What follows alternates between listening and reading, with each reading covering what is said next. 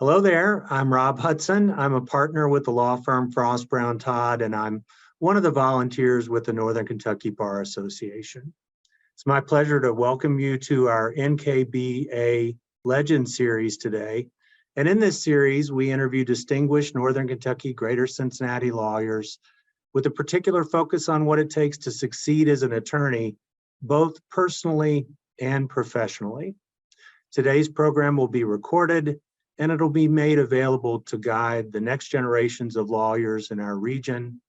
For the live attendees today, thank you for your attendance. Be sure to post your questions on the Q&A or chat features, and if time permits, we'll ask them at the end of the program. We are privileged today to be joined by Ann McBee.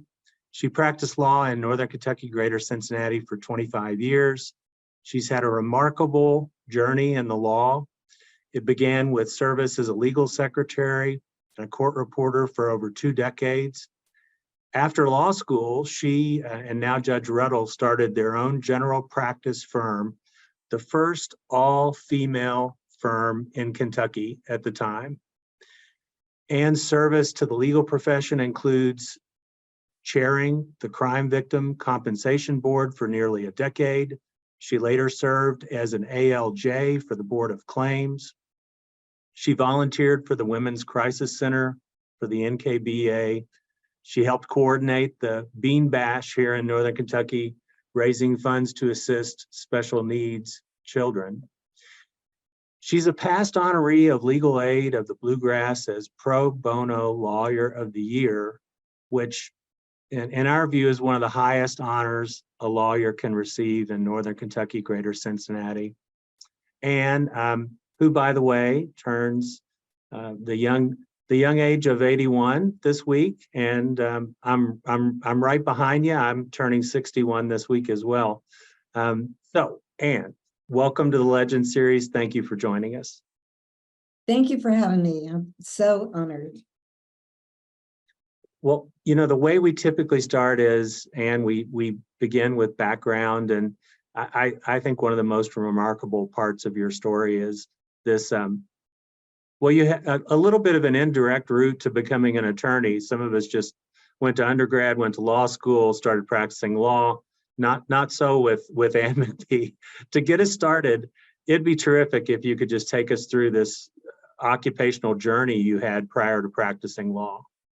Actually, I will. And it was very interesting. When I was a teenager, I wanted to be an electrical engineer. My father was an electrical contractor, and I was told girls don't do that. So I'm an Episcopalian. I said, how about being a priest, an Episcopal priest? Girls don't do that. So my father told me, he said, you girls, there are 4 of us in our family, 4 girls, 2 boys. You need to learn to type and take shorthand because your husbands will die before you will, and you need to know how to make a living. That advice helped me along the way of the legal world because I became a legal secretary. I was like 21 years old. I was married, have a child, and I worked for a law firm in Richmond, Kentucky. And then I went on and worked for an attorney in Mr. Rawadi in Winchester. And one day the telephone rang. I was working and the boss was gone. And I got a call and this man said, my name was Carrington then, Miss Carrington, do you type and take shorthand? And I said, yes, sir. And he goes, this is Judge Chenault. I'm the circuit judge for Clark and Madison and Jessamine County. I want you to get down here right now to the courthouse. And I'm going, my boss is not here. And he goes, I'm the judge, get down here. So I go down to the courthouse and he goes, he swears me in and he goes, sit down. And I said, yes, sir. And he goes, I want you to write down everything everybody says. And I'm going, oh, okay. So we were in a trial, and this is really funny. It's one of my favorite stories. Is we were in this trial, and it was so boring. It was a condemnation case, and it was very, very boring. And all of a sudden, he jumped up and he ripped off his robe and his shirt and his tie, and he's naked in the top. And I'm writing all this stuff down, and he's shouting obscenities a wasp had gotten into his robe and his shirt, and he was ripping his clothes off. The jurors, of course, were hysterical about that and very, very sympathetic as well. So that's how I became a court reporter. I didn't have a machine. I just had my notebook, and I could actually write 300 words a minute, believe it or not. I didn't think I was a very good court reporter because I tended, this is so strange, tended to spell things in French. And I don't know why I had French in high school, but anyway, the lawyers used to tease me about that. So I went on and I took, we were in session and we did not have court all the time. And so when we were out of session, I would work for attorneys in Lexington and different places. When their secretaries would be on vacation, I would take depositions. And then we moved to Cleveland and I worked for a patent attorney there. Then we moved to Massachusetts. I worked for a company made Absorbing Junior. I was their legal department, believe it or not. And then I moved to Virginia and I was a legal secretary there, became a paralegal. I did not go to school, I became a paralegal. I had gone to college 3 years before I married. In Virginia, I returned to college. I wanted to get my degree. My first husband and I split up, so I moved to Frankfurt with my sons, and I worked for the administrative office of the courts. My job there was, I was in charge of the court reporters of the state because we were revamping the entire court system, and we were going to be electronic because we did not have enough court reporters. I had death threats from federal court reporters and state court reporters and county court reporters, but I survived. And then I remarried and moved to Northern Kentucky. I had my real estate license. I worked as a realtor one day and decided I wanted to go back to school. The real estate business, that was really something. And so I went back to school and graduated from Northern. And one day I went over to Chase, and that's when they were down on the hill in Covington. And I had, of course, knew all the judges on my territory with the administrative office of the courts. I had 30 counties, so I knew all the judges. And I went in to see the judge that was there that day. And he goes, well, Miss Ann, what do you want to do? And I said, I think I want to go to law school because I work for the administrative office of the courts. And all these young people, they're graduating from law school, they pass the bar, they get a raise, I get their work. And I'm thinking, I said, I don't think that's right. So I don't want to do that. I think I want to go to law school. And so he said, well, go and see the dean. Well, the assistant dean at the time was Steve Stevens. He's from Bowling Green, Kentucky, and that's where I grew up. And I went in and talked to him. And he said, well, have you taken the LSAT? And I go, I don't know what that is. And he goes, it's a test you have to take before you go to law school. And I go, well, where do I take it? When do I take it? And he goes, this is on Wednesday. He goes, it's Saturday in Lexington. And he goes, do you want to take it? And I said, well, sure. And so he called and put my name in, and I went down and took it. Oh my Lordy, that was the worst thing. I couldn't even believe. I'm 39 years old and taking a test 2 days. I didn't know what I was doing. And I just couldn't even believe that I passed it. And I got into law school. And my first semester I almost didn't make it. I had a husband in politics, 2 teenage children, going to school full time and working 2 jobs. So it was not easy, but then I told my family, that at the end of the first semester, the next 2.5 years are for me, and I'm going to do it. You're going to cook your own food, you're going to do your own laundry and all that kind of stuff. And so, yes, I went to school and met wonderful, wonderful people, and a great story about going to school, starting law school. In Bowling Green, we went to College High, which was part of Western, and the first day of school, all those years, I went from 7th grade to 12th. Your mother went with you the first day of school. So my first day of law school, I called my mother. She came up from Bowling Green and she went to school with me my first day of law school. But I was not the only one. Sam Potter, who's in Bowling Green, his mother came, he had gone to college high too. And he came and his mother came and went with him his first day of law school. Sam became a judge in Warren County, and he's now retired.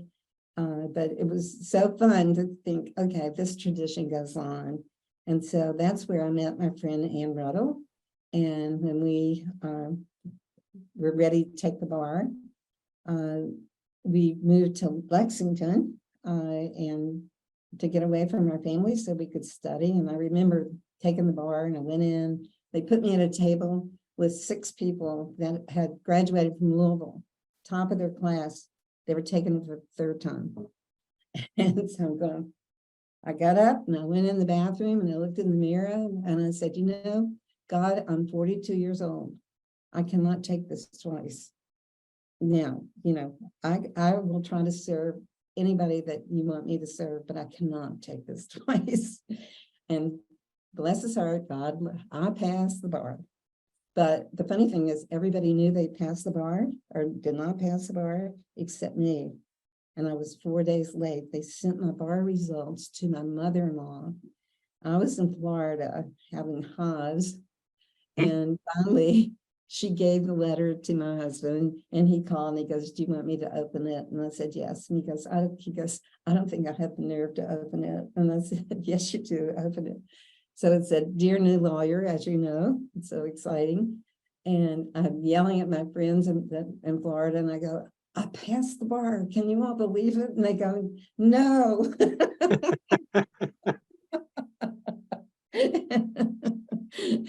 Well, I know when I got my letter, I think at that time they were telling us what scores we got. I just read the first couple of lines, realized I passed, and I think I just threw the letter away. I was so relieved that I passed. Somebody gave me this beautiful, what do you call them? You put all your letters in them, and it's leather, and it has my name on it as a graduation gift. And that letter is still in that folder. Oh, yeah, beautiful. I did not throw it away. But anyway, so that's when Annie Riddle and I decided, I said, I'm too old. I've worked for attorneys 20-something years. I know how they treat new lawyers. I can treat myself that badly. I can work 7 days a week for myself. And I said, she was 32. And she said, let's do it. So we started our own firm. And our first office was in Huntington Bank in Burlington. And my first client, and Professor Snotter, those of you that have gone to Chase, I don't think he's teaching anymore, surely he's retired by now, but he had said, you know, when your first client that comes in, you may not want to charge them if it's just like a deed or something. And so that's what it was. This darling lady, Miss Isabel, she came in and she wanted me to prepare to draft a deed. And so I did. And she goes, well, what do I owe you? And I said, well, I'm just going to give this as a gift to you. And so she brought me, and I still have it. It's a carnival glass swan. It's green. And I kept all my paper clips in it. And it's on my desk to this day. But I plan to give it to my granddaughter, who's a lawyer now. I'll give that to her. But another one, I had a client, I think it was a DUI. I can't really remember exactly what it was. But he couldn't remember my name. So he called me Annie Angel. And so we would go to court and he'd go, Annie Angel, I don't have any money to pay you. And I said, well, you know, I'll just do it. I'll just take care of it. And he paid me in pickle beets. So I don't think people do that too much anymore. Oh, no. But I think about my friend Margot Grubbs, who got paid in used cars and different things like that. So we started our business, and it was difficult at first. And one of our friends in law school, he was an accountant, and Don Lawson, unfortunately, he passed away.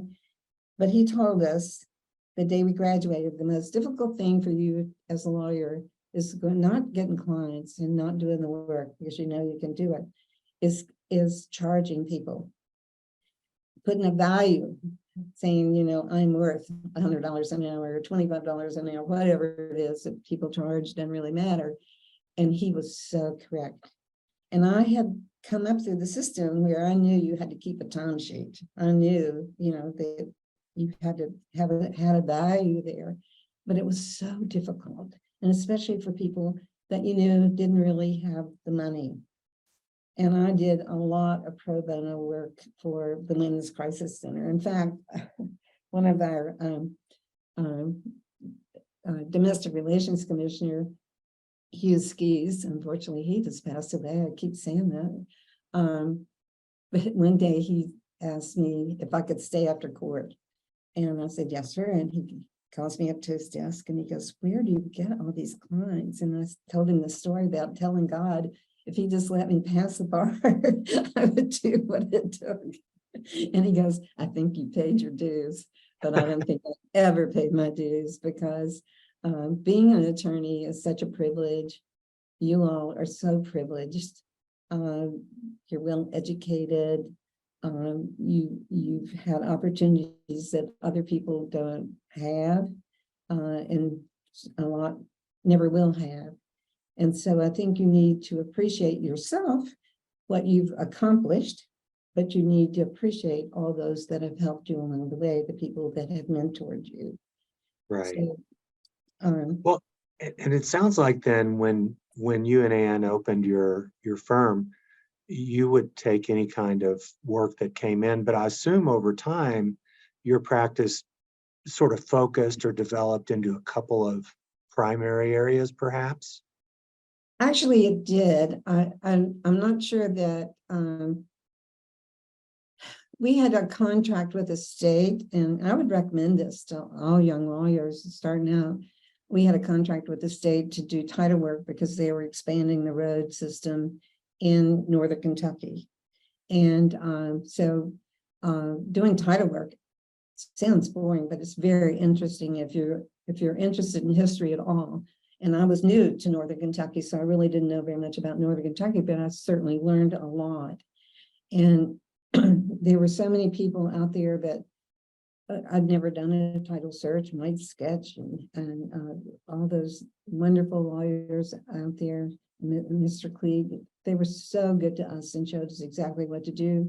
And the hard part is, like, the Supreme Court's never told us what to do about title search. How far do you go back and what do you do? And, so we decided we'd go back 100 years, which was really good for me because, I was learning about my new neighborhood here. So we did that, and this is kind of funny.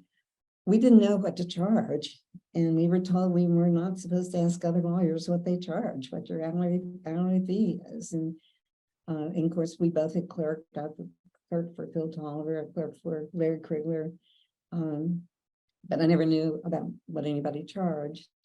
And so, like, our rent was $500. Well, if a client came in, that's what they were going to get charged.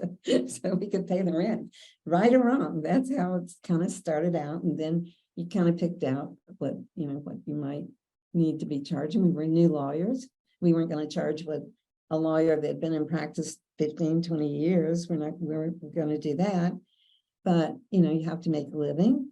And so you have to be smart about charging and smart about. One of my old bosses in Virginia called me, and he was talking about, he goes, a piece of advice I need to give you is don't take every case that comes in. You're going to have to limit yourself and say, no, I can't, and refer it to somebody else. The other piece of advice that he gave me, which was so beneficial, is call an older lawyer, one that's not, age-wise, but somebody's been practicing, and ask them questions, because they appreciate that. They're very honored. They're flattered, actually, that you're asking for help.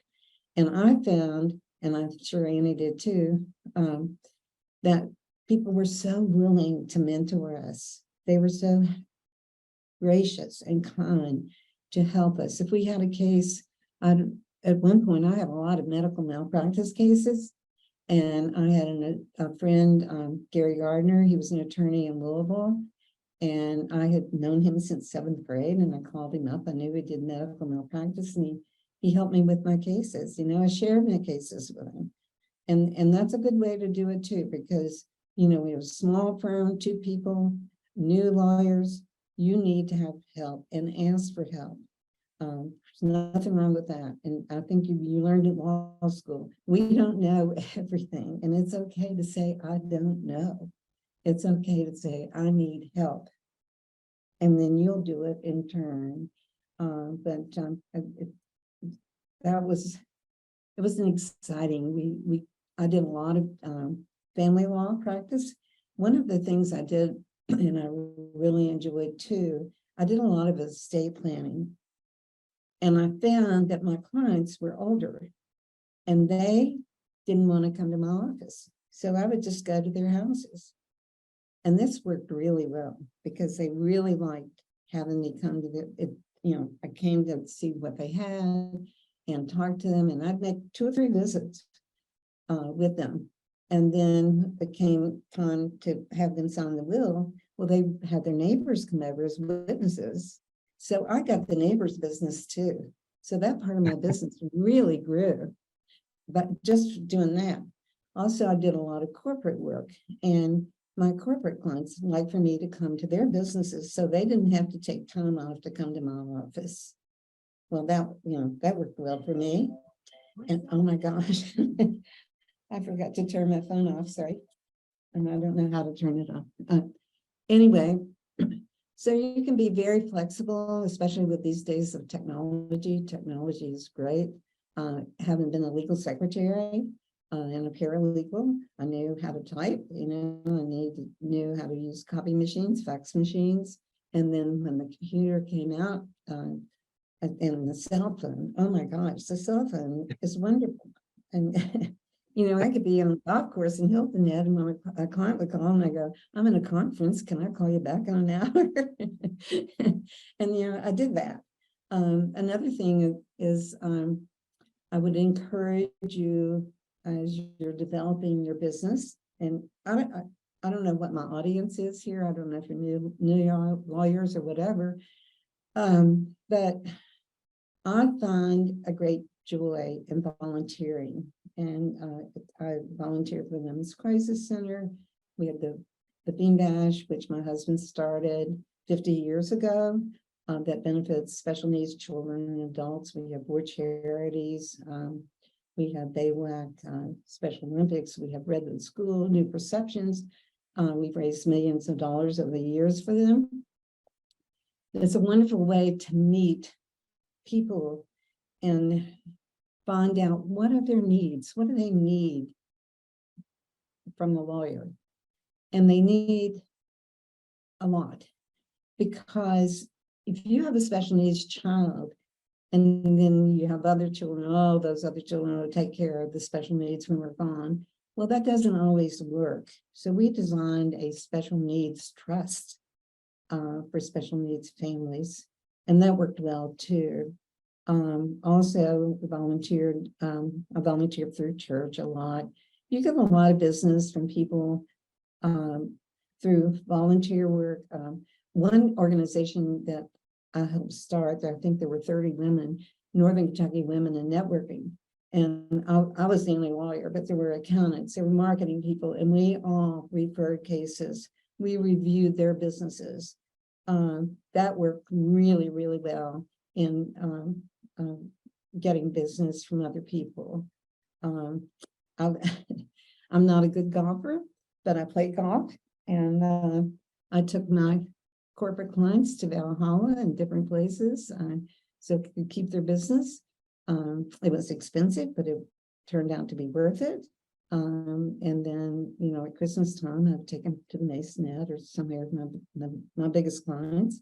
I think I loved practicing law. I loved being a court reporter. I loved being a legal secretary. I loved the whole system. I must encourage you to be respectful to each other, be respectful to the bench, even though they're it's difficult sometimes, especially we women. When we first started practicing law, we weren't supposed to wear pantsuits or anything like that to court. I had a judge make me stand in the back of the room one time because I didn't walk fast enough to get to the bench. And then my opponent, he was 15 minutes late. Nothing happened to him. I had one of my first cases I was in front of a judge in Boone County, and the other attorney threatened to hit me. And I said to the judge, "Are you going to do anything about this?" And he goes, "Oh, that's just so and so. I won't mention any names." And he goes, "Oh, we're just used to him acting awful." And I said, "Well, Your Honor, I've got a briefcase in my hand. And if he says it one more time, that briefcase is going between his legs. I'm going to run out of this courtroom, and you'll just have to have me arrested. I'm not putting up with that stuff anymore. I'm not doing it."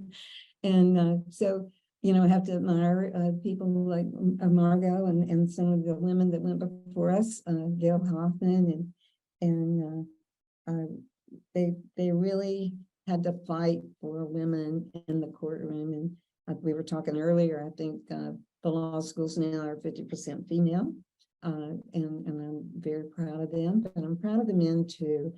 I'm proud to say that I was a lawyer. I'm still a lawyer. I'm not real sure what I am.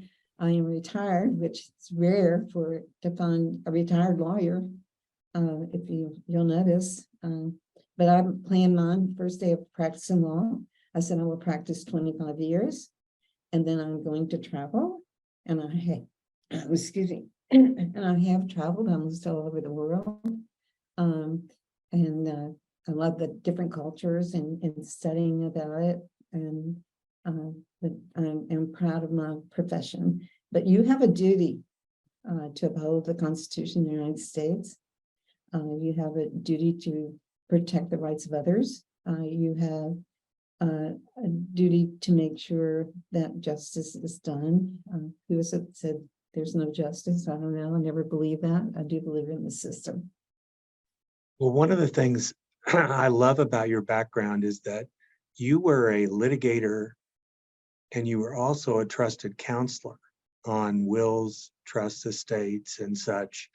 And it would be terrific if you could share with us some of your litigation tips. And I'm not necessarily referring to, a discussion of the Kentucky Rules of Civil Procedure, but, your observations of the courtroom, how you handled yourself, what you saw in opponents and judges that mattered to you as a lawyer.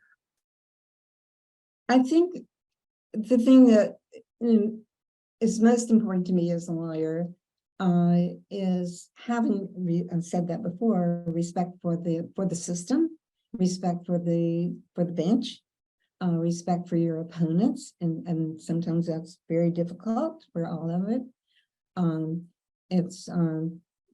I remember I had this one opponent constantly, and he just was so mean all the time.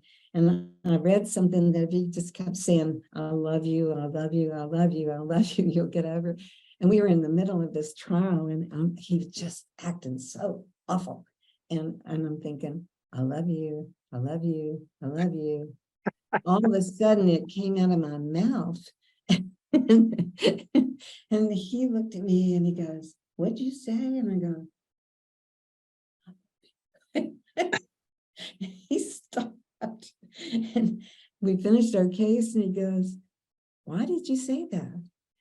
And I said, "Well, I just read that somebody that acted so awful to you all the time needed love more than anybody else." So another one of my favorites is one of I think it was Hugh Ski's.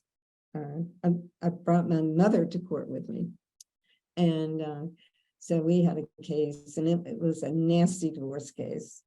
And so we ended, and the judge said, "Anybody have anything else they want to say?" And my mother goes, "Yes, I do." And I'm thinking, "Oh God, I'm gonna get disbarred right this minute." And he goes, "Well, Ms. Perkins, what would you like to say?" Because I'd introduced my mother to the judge. And she goes, "This is the dumbest thing I've ever heard in my whole life." And he just laughed, but it really was kind of true. But on the civil procedure statement you made, we won't talk about that very much, but you really do need to know the rules of civil procedure and criminal procedure. But one of my first cases was a divorce case, against an attorney that had been practicing in like 30 years. And I called on the, quoted the rules of civil procedure against him, and he went berserk. And he started screaming at me and telling the judge I didn't have a right to be a lawyer. I should never pass the bar. He didn't know who recommended me. And he went on and on and on and on. And I'm just going, well, Judge, that's the rule. I didn't make it up. And if I have to abide by it, he does too. And so that night he called me and he apologized. And I said, and you need to apologize. And he goes, I just have never had anybody call the rule on me. And I go, well, it's going to happen. It's going to happen to me. It's going to happen to you. But you do need to know the rules, and it's very important. It's been,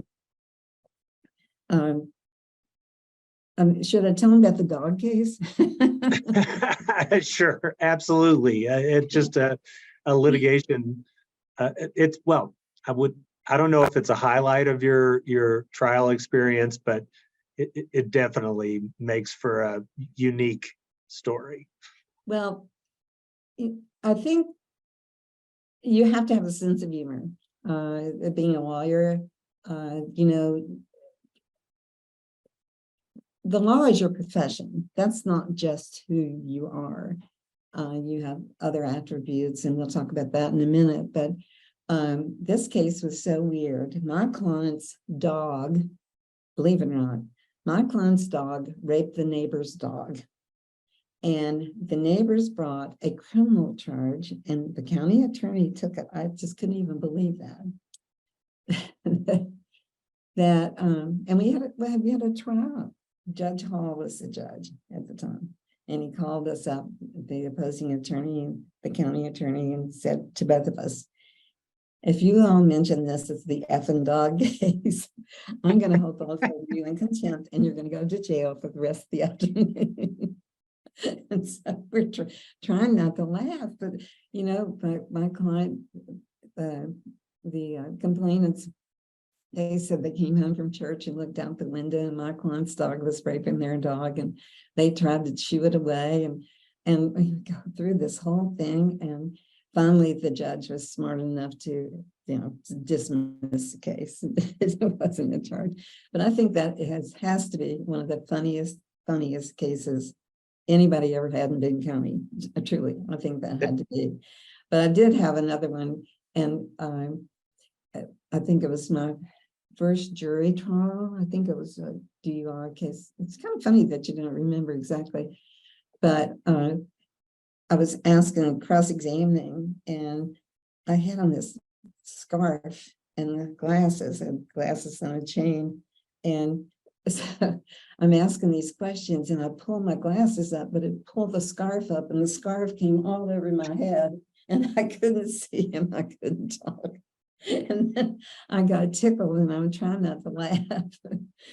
Luckily, I did win that case, but the jurors came up and they go, you handled that so well when you almost smothered yourself. So it can be a lot of fun too. It's very sad. A lot of things, because you'll meet clients that abuse themselves or have been abused, have no one else to talk to other than the lawyer, but you have to be careful. I used to tell my pro bono cases, I'll represent you, but I did not take you to raise. And you have to remember that, because they'll want to come back and think that you belong to them, and you want to help, but you can't be vulnerable. And we all are vulnerable, but it's a wonderful profession. Well, this other role or related role of being trusted counselor and developing corporate clients, any tips for the lawyers out there as to how to strengthen their counselor relationships?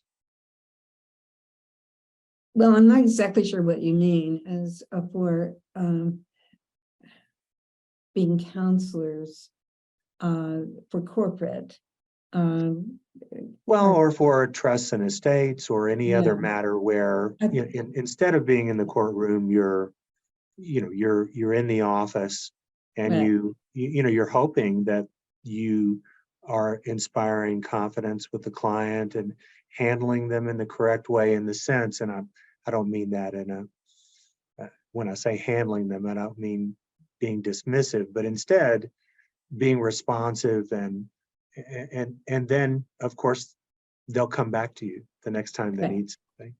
I Yeah. think that's true. I think, first of all, one of my rules was try not to let a client wait longer than 15 minutes.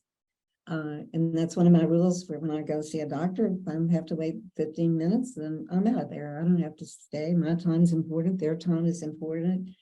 Always remember that your client's time is extremely important. They're not there because it's a fun trip.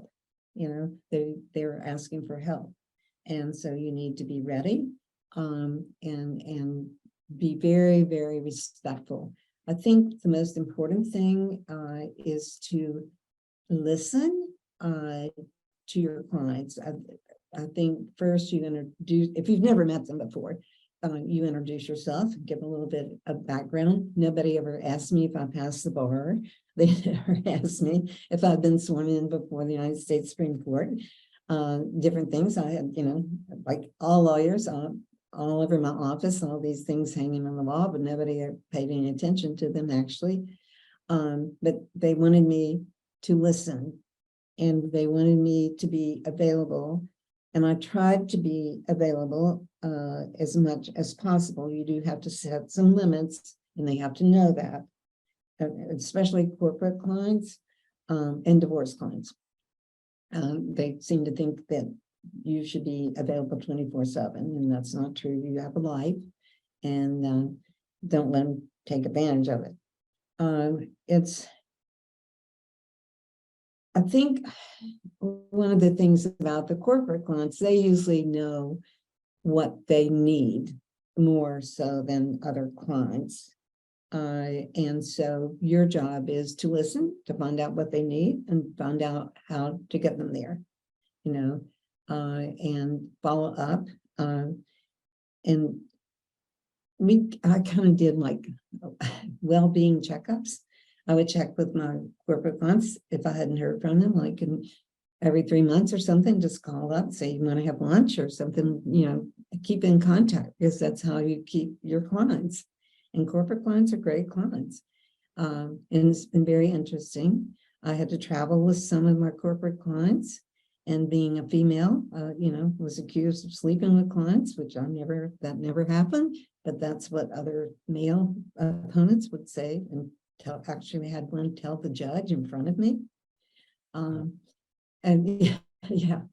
And then the the wills and trust section, the estate planning, I found that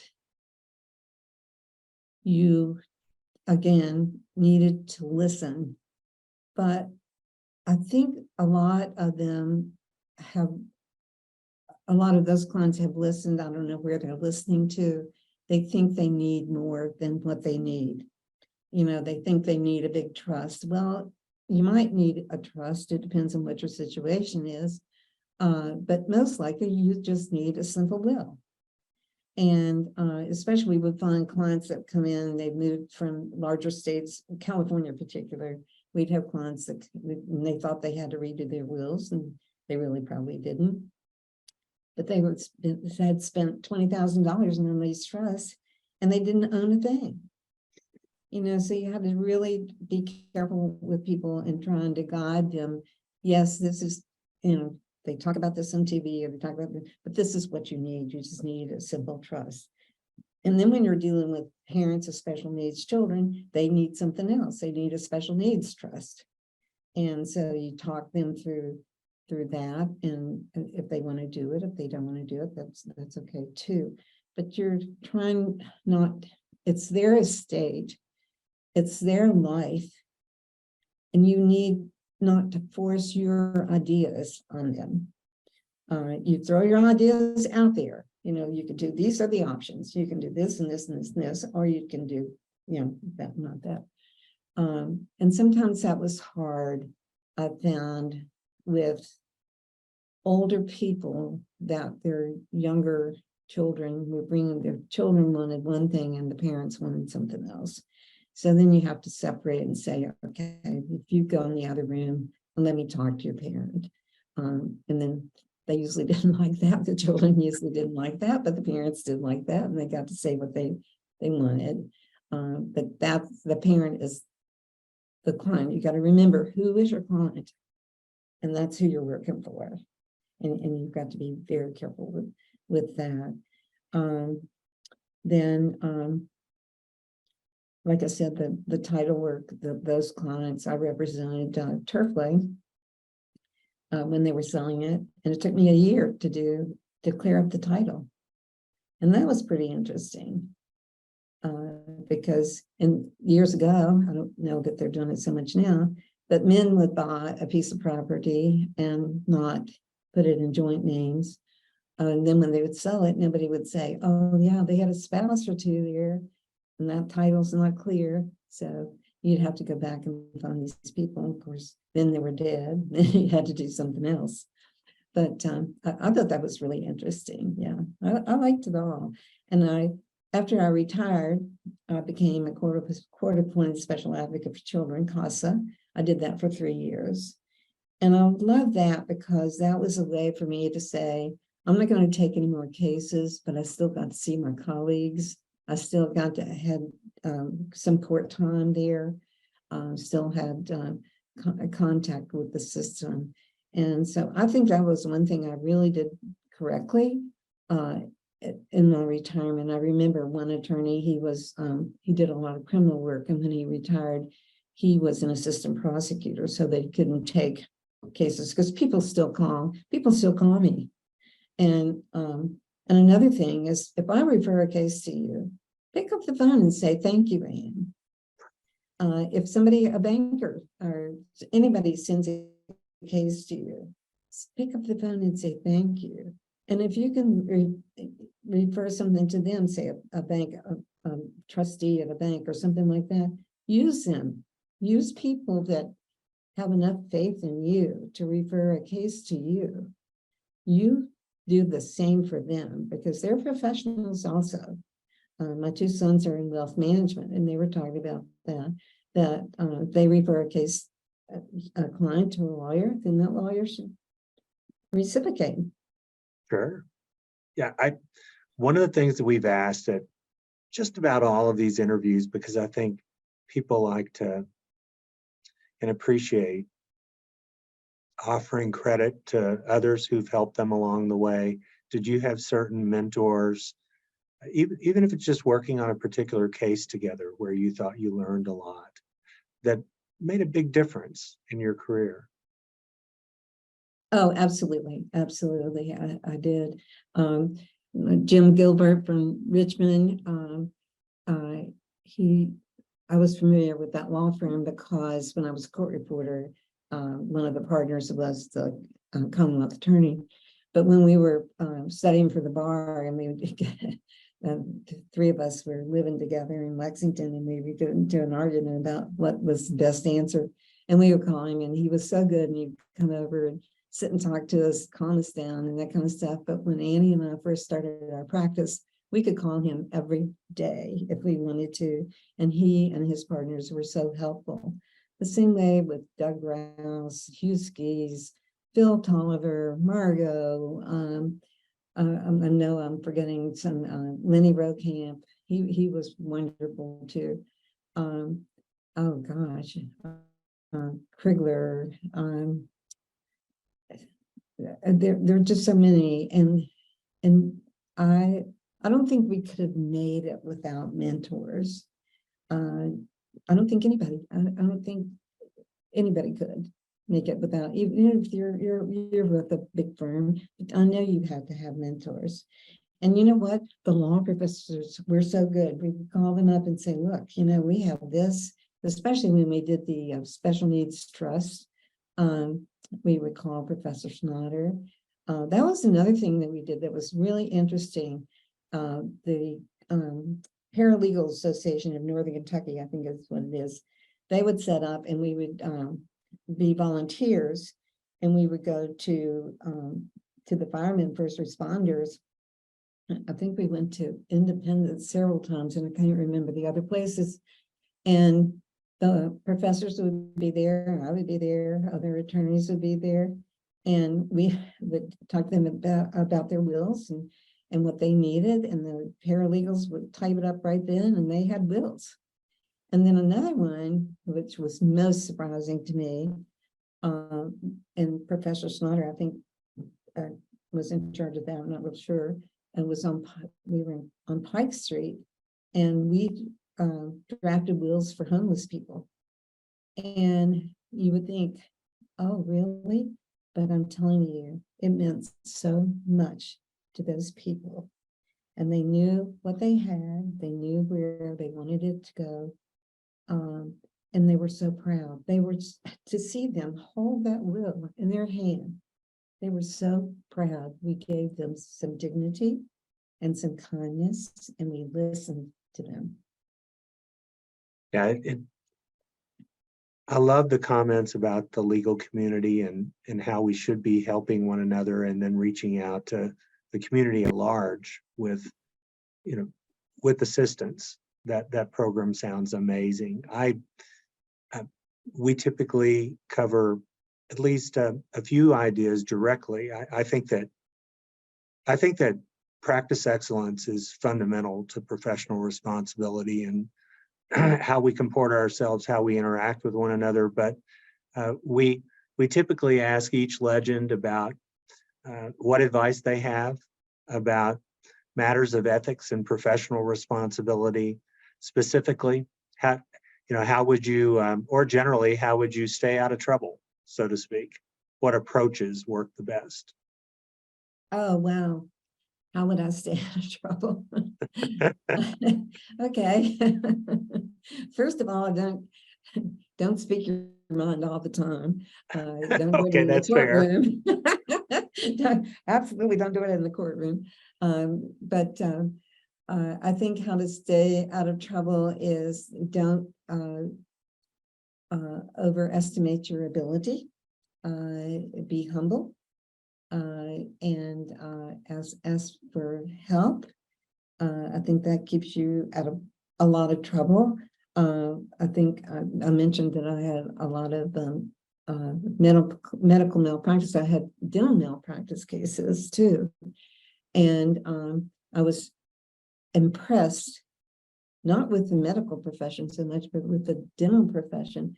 They did not want their colleagues to malpractice.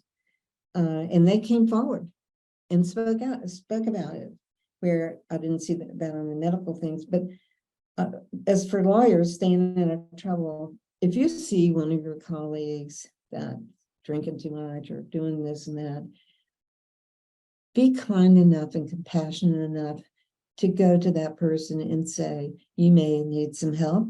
If you see that for me, please come to me and say, Ann, I think you need some help. Maybe you shouldn't do that again.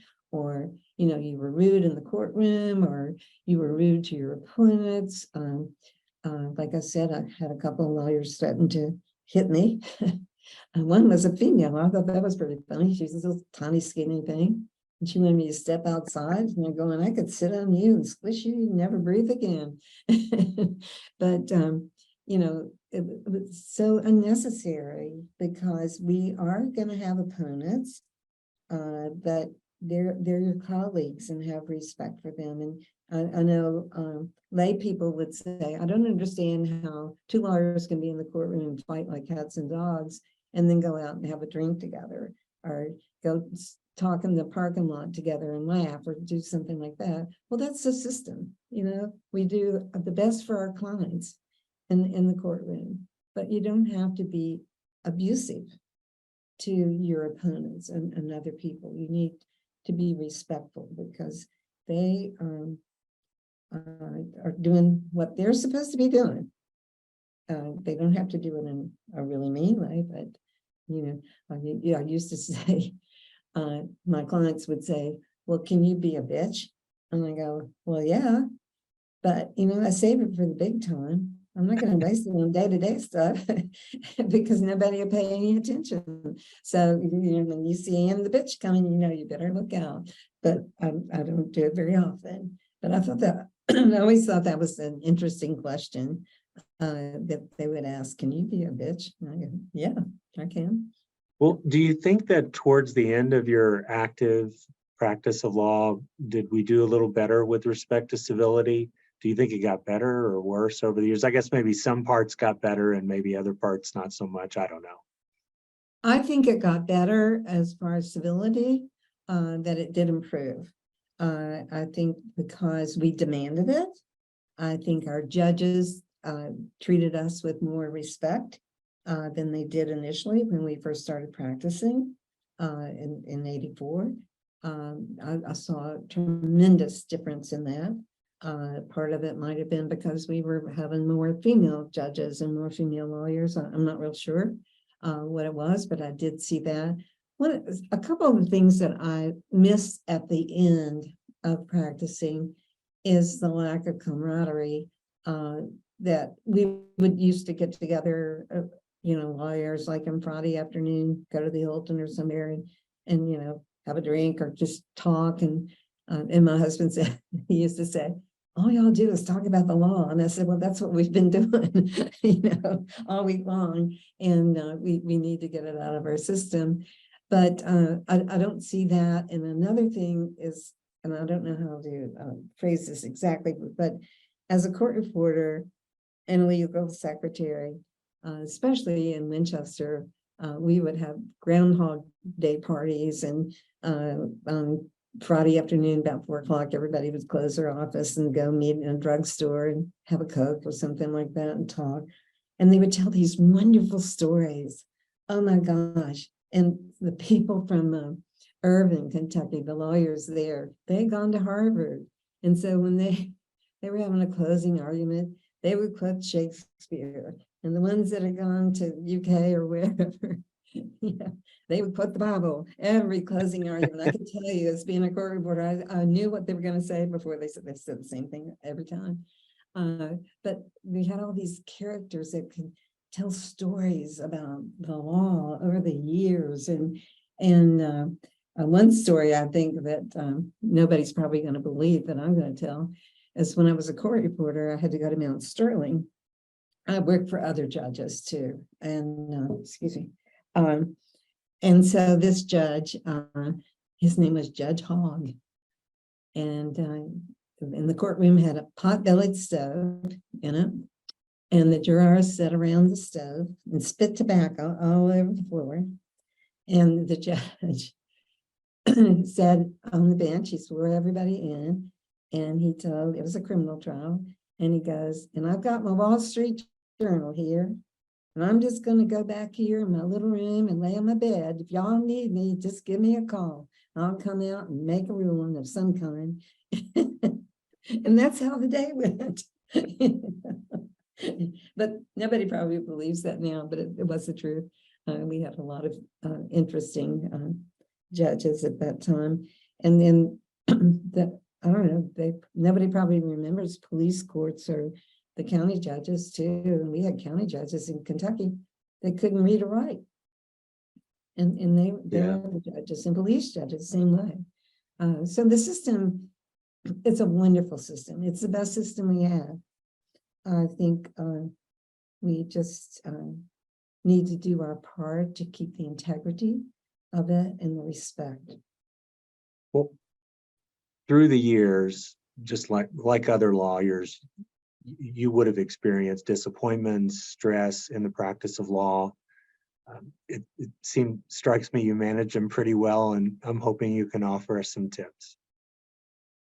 Well, as far as managing the stress, excuse me, one of the things, my friend Irene Relinsky, we would get up at 6 o'clock in the morning and walk, and before we would go to court, and we would talk about our cases and what was about our families, things like that. That was a great way to handle stress.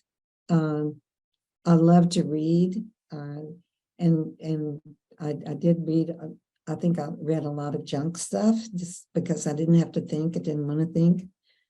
Especially in law school when you were out for Christmas, I go right to the bookstore and buy all the Danielle Steele books I could find, things like that. I love to cook, and I like that because in the law, you may have a case that's lasting 2-3 years, but when you cook, you're going to see an end result. Maybe good or bad when you burned it, but you're going to see a result.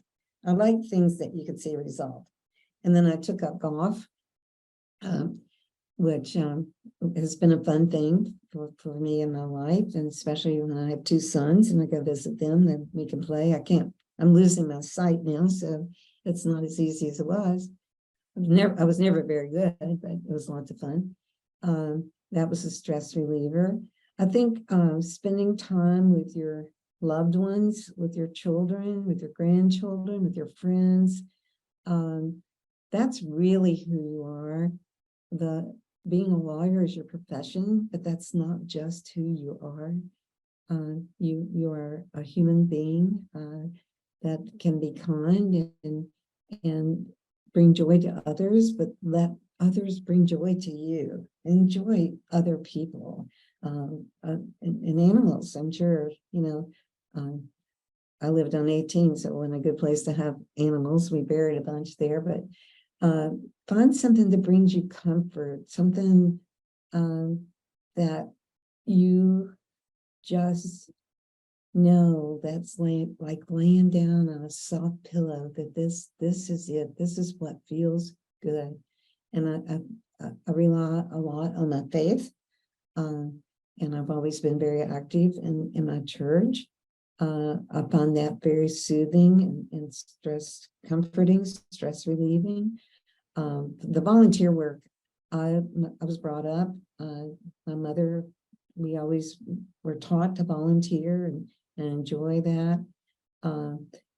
That was a big stress reliever for me. Yeah, I'm not a big stress person anyway, but it's kind of, I was thinking today and I thought, I can remember almost every case I lost or didn't do well in. And it's kind of like being rejected by a boyfriend or something. You remember all those that rejected you, but you forget the ones that didn't. And I don't know what that's about, but I could be not so stressed, but I could be really hard on myself if I thought I did not do my best. And that's a real hard thing for a lawyer. Yeah, I think a lot of us remember the difficulties and the losses and maybe the wins, just unless they're truly glorious, they just kind of fade into the background. And I wish we could do better on that. I wish we could appreciate every victory, every positive outcome. But maybe it's how we learn, that we take our lumps. Yeah, that's part of the profession. Yes, but I think if I could do anything over again, I would have probably asked for a little more mentoring when I thought I had failed, to have somebody to talk to about it, how to make it better for the next time, but you can't make it better for that client that you just didn't win the case. You're not going to win everything, and you have to explain that to your clients. These are the odds. And it's their choice to go forward or not, really not your choice. But I think I probably could have done better in that area, and not be so hard on myself. I still wake up sometimes thinking, wow, if I'd done that differently, and I've been retired 13 years. So. Well, I'd say you did pretty well. In advance, happy 81st birthday. And hey, we just can't thank you enough for being a part of the series, taking your time to share with Northern Kentucky attorneys what's worked great for you. Special thanks again to our live attendees today. We genuinely appreciate your support. Remember, our amazing Executive Director, Julie Jones, is going to be sending you out CLE information for ethics credits. As always, please send us your suggestions about the program. We are now in our third year, and Oh, that's we, great. well, heading into our third year, and we hope the program will continue on, and we appreciate the interest and enthusiasm. So send us your suggestions at the NKBA, and thank you again, everybody. Have a terrific day. Thank you, and have a safe weekend, this holiday weekend, and happy birthday to you. Indeed. Bye now. Thanks.